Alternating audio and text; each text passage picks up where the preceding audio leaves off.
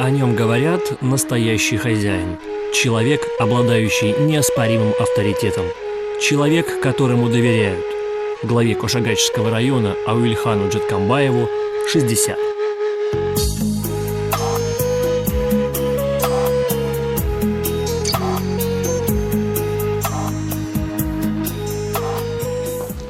Его рабочий день начинается с планерки. В районной администрации, главы сельских поселений, руководители и специалисты ведомств. За окном солнечный апрель, а на повестке дня месячник по благоустройству. В ближайшее время родной муниципалитет должен в прямом смысле олицетворять лозунг «Чистый дом, чистый двор, чистое село». И жестко будет отслеживаться, на каждой планерке будем с этого начинать. Потому что месячник будет жестко отслеживаться мною персонально. И так каждый день. Какие бы вопросы ни решались в его рабочем кабинете, какие бы задачи перед ним ни ставились, он всегда душой за родной высокогорный район. И его жизненный путь тому подтверждение. Мы в небольшом селе Жана-Аул, в переводе с казахского «новое село». Здесь живет самый главный человек в его жизни – мама. Теплая встреча, родные объятия. Шашан Апа Джеткамбаевой, 81 год. В 28 осталась вдовой. Чтобы прокормить 5 детей, работала чабаном, поваром, кочегаром. Сейчас у нее большая семья, 7 внуков и 12 правнуков. Ауэльхан Джеткамбаев, ее старший сын, приезжает к ней несколько раз в неделю. Темы разговоров самые обычные. О здоровье, куда лечение направить, туда направлять. И, конечно, о личном подсобном хозяйстве. Потому что это главный вопрос, говорит. Ауэльхан Джеткамбаев родился 15 апреля 1954 года в селе Карлей Кошагачского района. В 1968-м окончил 8-летнюю школу, а через 5 лет – педагогическое училище.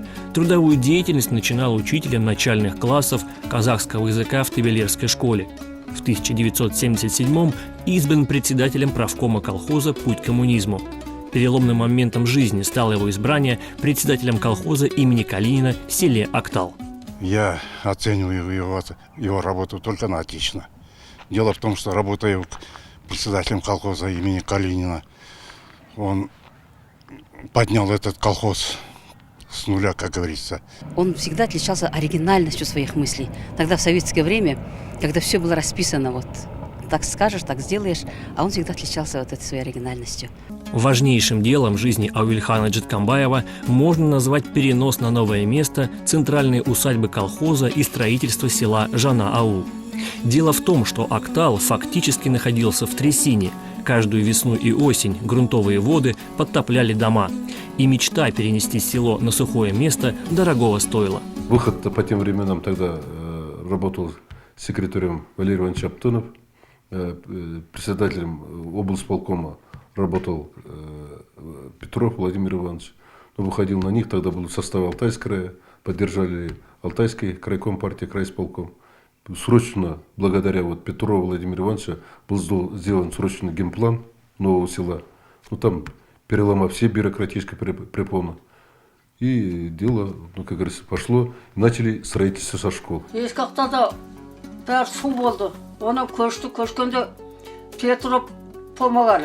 Петров Владимир Иванович помогал здорово. Помогал, хорошо помогал. Спасибо большое. Ему спасибо, говорит. Петров хорошо помогал. Жана-Аул строился полностью под ключ, вместе с жилыми домами и всей социальной инфраструктурой. Там и построили сельскую администрацию, там и центральную контору колхоза, клуб, детский сад. Но самое главное, это было для нашего района вообще впервые двухэтажная большая школа с интернатом, то есть для жительства детей чабанов.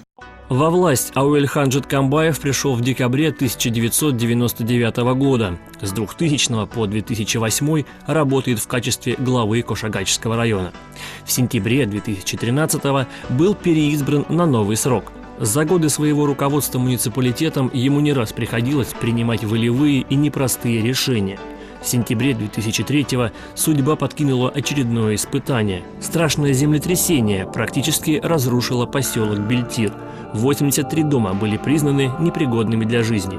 Когда встал вопрос о переносе села из сейсмоопасной зоны, мнения жителей разошлись. Исторически бы сложилось она так, ближе бы к старому селу. Ну, мое было желание, что ближе к тому месту. Но народ возобладал их пожелание, чтобы перенести ближе к райцентру. Может, рыночное отношение заставило людей быть ближе к мегаполису. Наверное, вот это преобладало. А по хозяйственным же вопросам, те, которые образ жизни, скот, где мы вечные скотоводы, это Бельтир старый. В старом Бельтире осталось всего 67 семей. Они не хотят переезжать. Это земля их предков, говорят они. Здесь отличное место для скотоводства, а это рабочие места на 53 стоянках. Здесь выращивать скотину удобно, место хорошее, поэтому отсюда люди не хотят уезжать. После землетрясения прошло чуть больше 10 лет. И хотя уцелевшие дома были отремонтированы, еще многое напоминает о той страшной трагедии.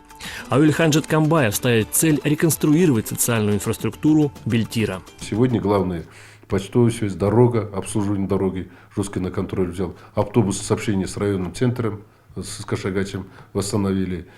Третье – библиотеку сохранили, там, чтобы сейчас старый дом культуры отремонтируем, чтобы досуг какой-то все равно был.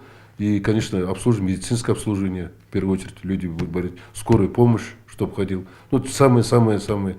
Он сразу сказал, помогу этой деревне. И сразу послал людей составить проектно-сметную документацию клуба и медпункта. Приехали они, все составили, все сделали. Сейчас будут решаться, но он сказал, летом будут выделяться деньги и будем отремонтировать эти объекты. А это уже новый Бельтир. И, кажется, совершенно новая жизнь. Всего в 8 километрах от районного центра. Село встречает ровными рядами улиц, школы, фельдшерско-акушерским пунктом, детским садом. В основном здесь живет молодежь и трудовая интеллигенция. Построено новое село со всей инфраструктурой.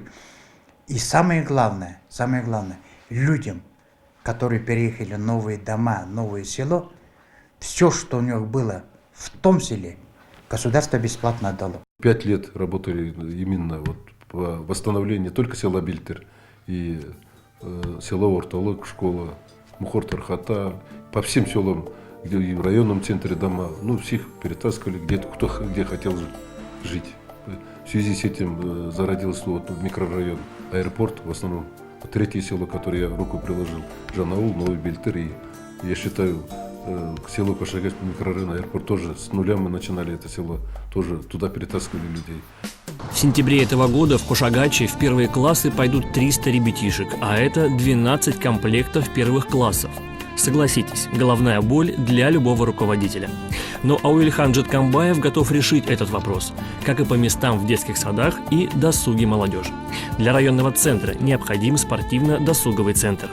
Моя задача – подготовить проект сметной документации, провести экспертизу, и через депутатский корпус, через главу Республики Алтай и заместителей надо пора решать эти вопросы. Культура в районе всегда была на должном уровне, а с его приходом в свое время появился русский центр, теленгитский центр в Кокаре, казахский центр в Жанаауле. У нас начали действовать вот эти традиционные культурные наследия великого русского народа, в том числе казахского народа и, самое главное, нашего алтайского народа. Благодаря этому у нас очень высокий уровень культурного наследия. В районе всячески поддерживается и культивируется спорт. Самбо, куреш, гири, волейбол, футбол, гандбол, шатра, стрельба из лука и многие другие. Всего 23 вида. По-настоящему человек слова, говорят жители, отмечая качество Аулихана Жазитовича как руководителя. Авторитетный, мудрый руководитель, который всю жизнь прожил в нашем Кошагаче с момента рождения. Когда выборы были 8 сентября 1913 года, его авторитет сам по себе говорит о том, что более 50% населения Кашагайского района проголосовали за него. Это говорит о том, что сама в процентном отношении говорит его непререкаемый авторитет. Он большой хозяйственник, политический вопрос, хоть и хорошо разбирается. Это, кстати, первые выборы, когда кошагачцы голосовали не по своей национальной принадлежности, а вот по убеждению. Мы надеемся, что он у нас работает еще очень много и желаем ему всего самого-самого наилучшего. Дома семья Джаткамбаевых собирается за большим столом. Перед обедом благопожелания. Это редкие минуты, когда Уильхан Жазитович может пообщаться с родными в домашней обстановке. Работа отбирает практически все время. Однако ему есть чем гордиться. Старшая дочь работает в Нигерии, вторая в Барнауле. Сын и младшая дочь здесь, в Кушагач. Все они взрослые, замуж вышли. Сын женился, дети, внуки. У каждого свое хозяйство, своя работа. Собираться вместе стараются чаще. На Новый год и на Урыс практически всегда. Это любимые праздники семьи. Пока Уильхан Жазитович разделывает баранину, супруга, с которой он вот уже 37 лет вместе, вспоминает, каким он был в молодости. Ну, он был молодой такой, энергичный. Мне всегда мать хвалила его, жизнеспособный такой. Он говорит, прямо с другой деревни приехал, здесь работает, трудоголик. Оказывается, тогда мать меня хотела действительно вот, и увидела. Мать же все-таки чувствует, что он приглядывался мне. Быть женой руководителя нелегко, подчеркивает она, и добавляет. Мать меня постоянно вот всегда советы давала. Он говорит, не только говорит, твой муж, он говорит, хозяин 17 тысяч населения. Так что, говорит, ты, говорит, успокойся и, говорит, живи. И, говорит, надо, говорит, выдержка нужна.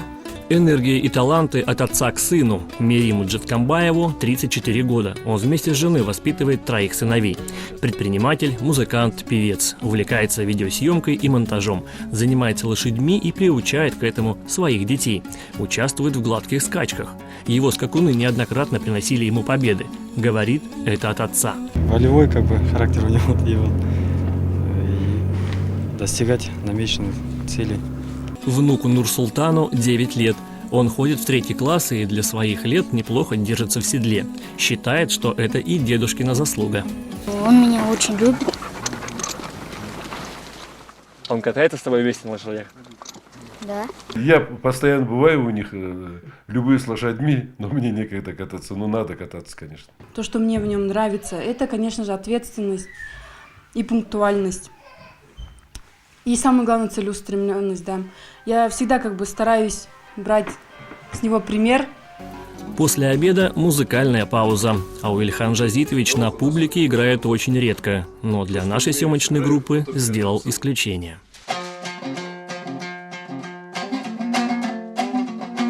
Все, больше ничего не умею.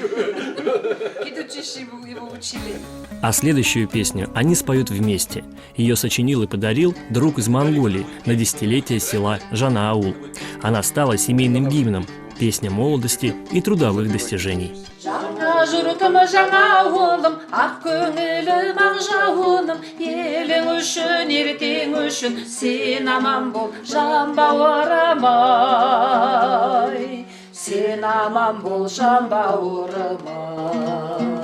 Уильхан Жазитовичу пожелать самое главное – здоровья. Удачи. Успехов в труде. Чтобы рейтинг Кошагача поднял. Здоровья, счастья и успехи. Также пожелаю, чтобы он больше внимания и времени нам уделял. Чтобы его всегда окружала такая добрая, любящая семья. То, что он задумал, вот это добиться своего.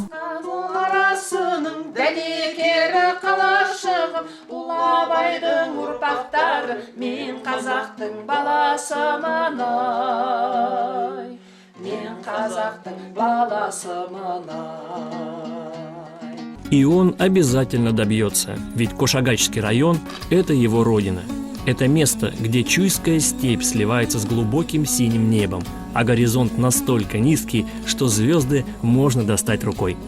Да, его хвалят и критикуют, как и всякого сильного и неординарного человека. Однако железное правило одно – добиваться своей цели. И за это он благодарен своим родным и близким, своему народу.